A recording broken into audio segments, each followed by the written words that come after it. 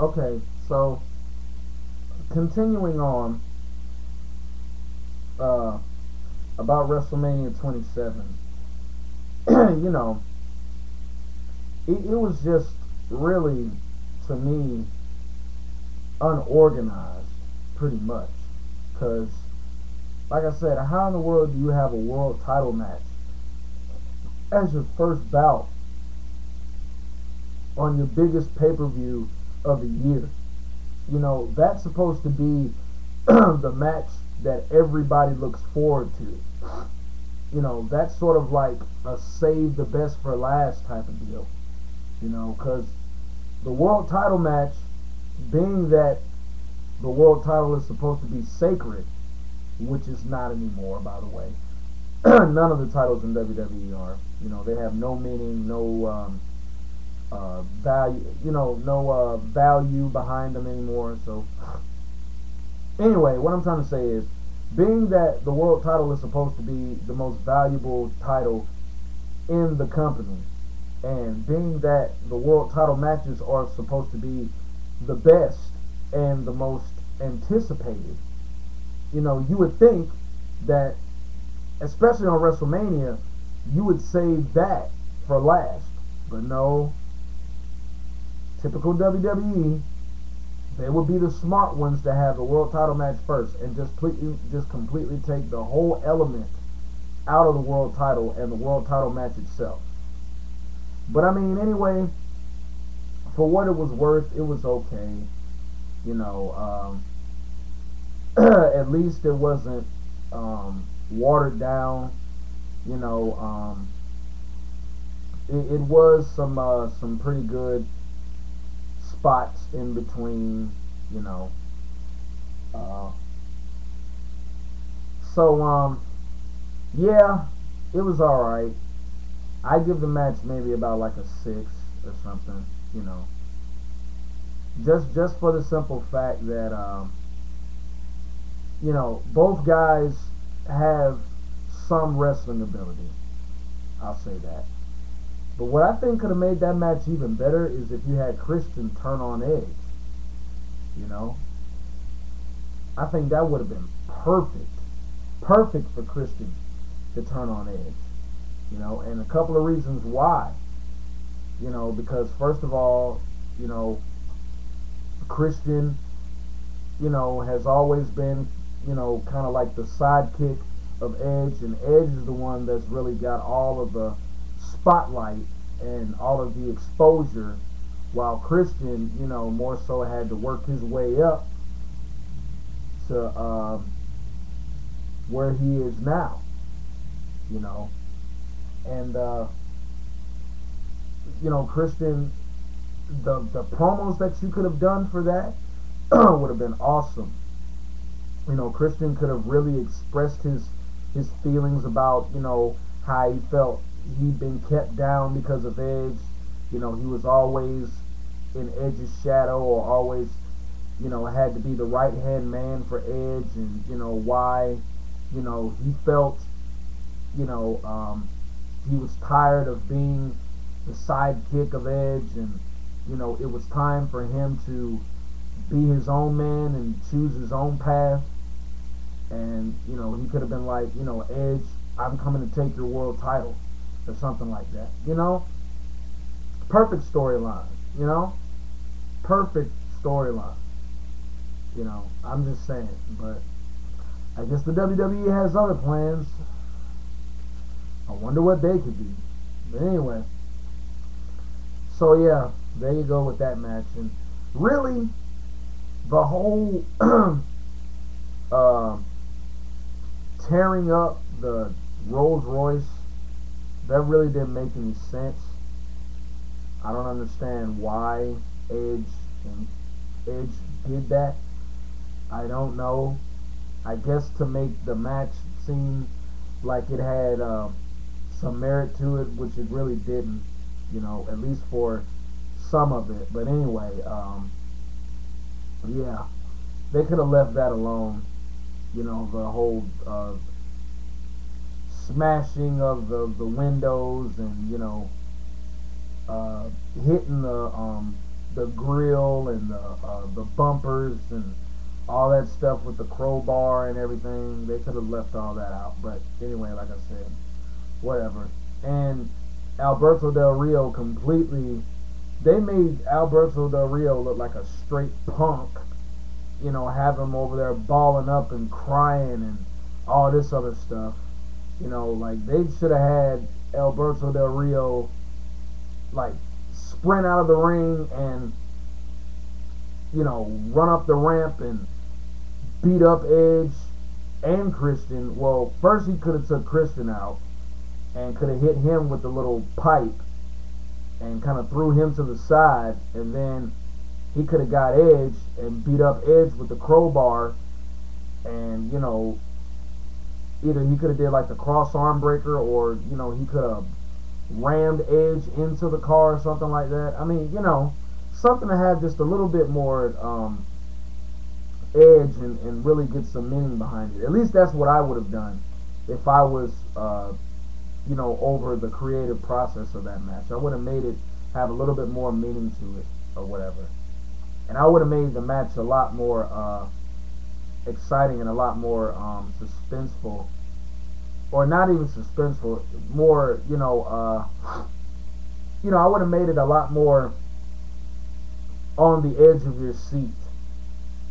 That's how much I would have made it, but I think that match could have gone a little longer, since it's a world title match, and since you're gonna put it, as being the first match of the day, the least you could have done is made it at least like 10, 15 minutes longer. But anyway, it is what it is. Let's see. Next match, I can't remember the order, but anyway, I think it was Cody Rhodes and Rey Mysterio. Again, a fairly decent match. I don't know what the heck they're doing to Rey Mysterio Jr. now. They're trying to make him into this Latino Justice League superhero type guy now, which is really making Rey Mysterio look like a joke and really mediocre. And it seems like with WWE having this watered down style now, it's kind of took away an element from Rey Mysterio as well. You don't see Rey Mysterio Jr. like really putting it all on the line like he was in WCW and ECW for so many years, But that's just my opinion. But anyway, for the most part, the match was, like I said, decent. There were some nap time moments in that match, especially for me, when I was watching it, and somebody needs to teach Cody Rhodes how to sell certain points in the match, because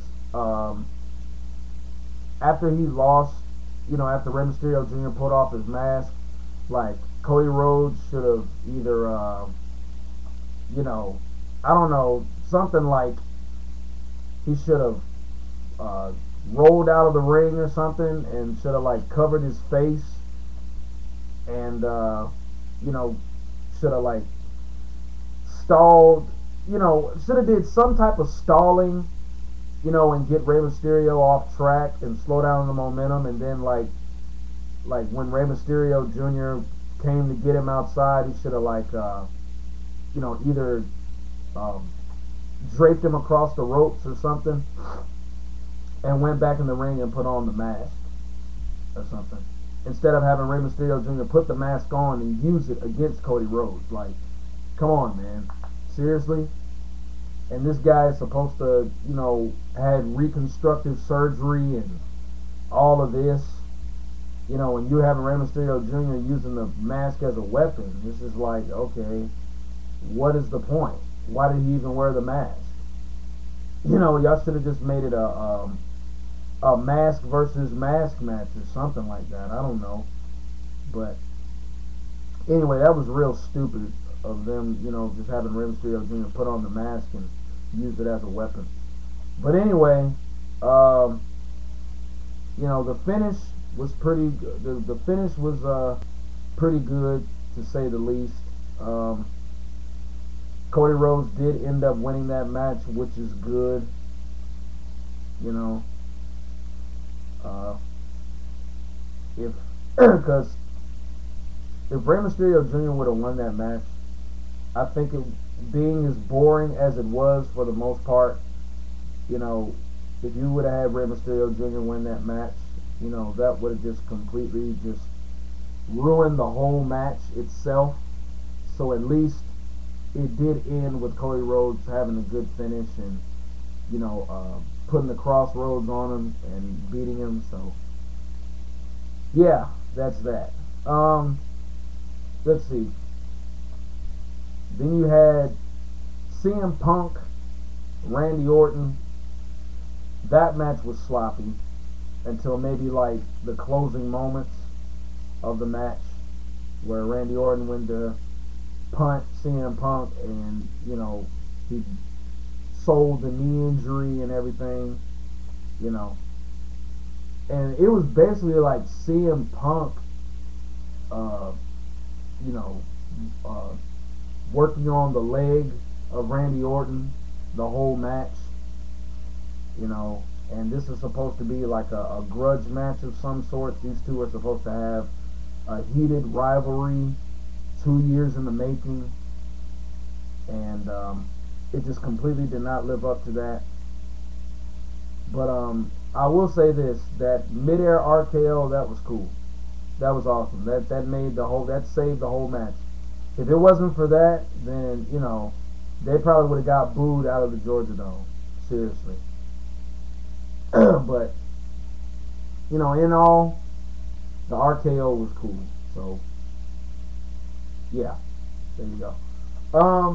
Let me see what other matches happened. Of course, I talked about the six person intergender tag match.